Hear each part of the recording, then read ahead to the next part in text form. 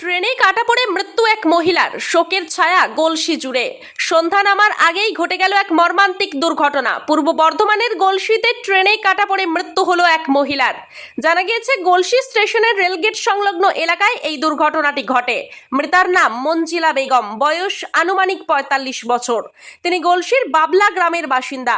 স্থানীয় সূত্রের খবর, বুধবার বিকেল ৫টা নাগাদ বর্ধমান থেকে দুর্গাপুরগামী একটি ট্রেনের ধাক্কায় মৃত্যু হয় মঞ্জিলা বেগমের। খবর পেয়ে দ্রুত ঘটনাস্থলে পৌঁছায় রেল পুলিশ এবং গলসি থানার পুলিশ। মৃতদেহ উদ্ধার করে ময়না তদন্তের জন্য পাঠানো হয়েছে। হঠাৎ ঘটে যাওয়া এই দুর্ঘটনায় শোকের ছায়া নেমে এসেছে মৃতার পরিবার এবং গোটা এলাকা জুড়ে। ঠিক কিভাবে এই মর্মান্তিক ঘটনা ঘটল তা জানতে তদন্ত শুরু করেছে পুলিশ। ব্যুরো রিপোর্ট, সোজা কথা নিউজ।